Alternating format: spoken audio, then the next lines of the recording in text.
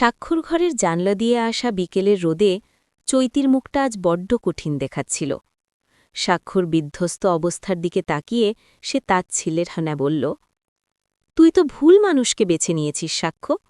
বিয়ের দিন আমার সাথে যা করেছিস তা বলতে নেই, আজ ঠাকুর তোকে সেই শাস্তিই দিচ্ছে। সাক্ষ্য মাথা নিচু করে বসেছিল। অনুশোচনার ভারে তার কণ্ঠস্বর বুজে আসছিল। সে ধরা গলায় বলল, আমার বড় ভুল হয়ে গেছে চৈতি, আমি সেটা সংশোধন করতে চাই। পাশ থেকে ঝিল এতক্ষণ সব শুনছিল। তার চোখে তখন জল আর ঠুটে তাচ্ছিল্যের হাসি। সে এগিয়ে এসে বলল, আমি তো চলেই যাচ্ছিলাম, তুমিই তো আমাকে হাত ধরে ফিরিয়ে নিয়ে এসে বিয়ে করেছ। পরে যদি জানতে পারো আমার কোনো দোষ নেই, তখন কি করবে? সাক্ষ্য ঝিলের দিকে তাকিয়ে দৃঢ়ভাবে বলল, তখন আমি হাত জোর করে তোমার কাছে ক্ষমা চাইব ঝিল।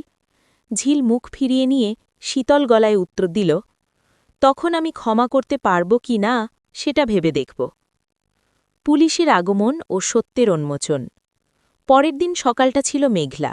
স্বাক্ষর বাড়ির দরজায় হঠাৎ পুলিশের কড়া নাড়ানি। ইন্সপেক্টর ভেতরে ঢুকে সাক্ষ্যকে দেখে বললেন, আমাদের একটা বড় ভুল হয়ে গেছে, আমরা সেটা সংশোধন করতে এসেছি।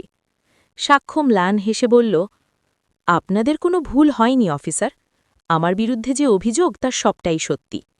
পুলিশ অফিসার মাথা নেড়ে বললেন, সেটাই তো গোলমাল, আপনার স্ত্রী অর্থাৎ ঝিল দেবী তো আপনার বিরুদ্ধে কোনো কমপ্লেনই করেননি। সাক্ষ্য চমকে উঠে বলল, সে কি, তাহলে কে অভিযোগ করেছে?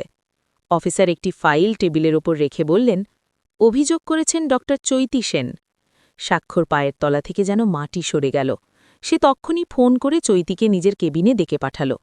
চৈতি আসতেই সাক্ষ্য ফাইলটা তার সামনে ছুড়ে দিয়ে বলল, এটা কি চৈতি, তুই আমার বিরুদ্ধে কমপ্লেন করেছিস? এই দেখ তোর সই। চৈতি প্রথমে থতমত খেয়ে গেলেও সামলে নিয়ে বলল, আরে ঝিলই তো আমাকে বলেছিল ওর চিকিৎসা ঠিকমতো হয়নি, ও আমার কাছে খুব কান্নাকাটি করছিল, ওর হয়ে বাধ্য হয়েই আমাকে এই পদক্ষেপ নিতে হয়েছে। আমি তো পুলিশকে বলেইছিলাম এই কেসটা নিয়ে অত মাথা না ঘামাতে। পাশ থেকে পুলিশ অফিসার তীক্ষ্ণ স্বরে বলে উঠলেন, মিথ্যে কথা বলছেন কেন ম্যাডাম? আপনি তো বারবার আমাকে ফোন করে জানতে চাইতেন কেসটা কত দূর এগোল। চৈতি এবার রেগে গিয়ে বলল, মিথ্যে কথা কেন বলছেন আপনি? অফিসার শান্তভাবে বললেন, আমি কিন্তু উর্দি পড়ে আছি, আর আপনার সাথে আমার যা যা কথা হয়েছে সব রেকর্ডিং আমার ফোনে আছে, চাইলে শোনাতে পারি। চৈতির মুখ ফ্যাকাশে হয়ে গেল। কাপা গলায় সে বলল, আমি তো বলিনি কমপ্লেন করিনি, আসলে বিষয়টাকে হালকাভাবে নিয়েছিলাম। সাক্ষ্য এবার ফেটে পড়ল, কালকে বাড়িতে যখন এত কথা হলো, কই তুই তো কিছুই বললি না।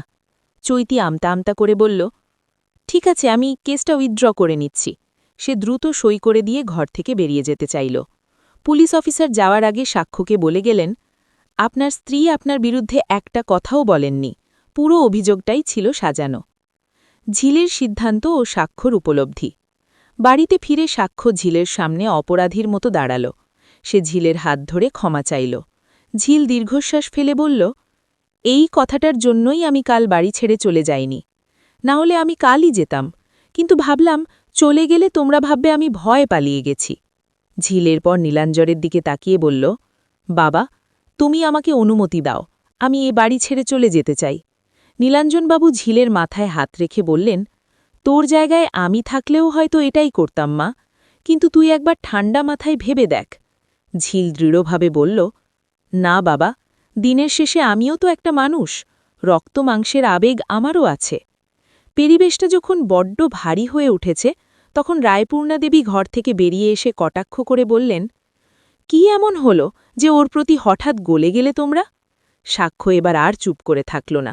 সে সোজাসুজি রায়পূর্ণার চোখের দিকে তাকিয়ে বলল, মা, আমার আর ঝিলের মাঝখানে অনেক বাইরের মানুষ ঢুকে পড়ছে।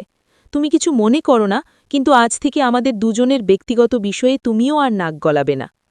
সাক্ষ্যর কথায় ঘর নিস্তব্ধ হয়ে গেল। ঝিল অবাক হয়ে সাক্ষ্যর দিকে তাকাল। যে মানুষটা আগে সব অন্যায় মাথা পেতে নিত, আজ সত্যের জন্য লড়াই করতে শিখল।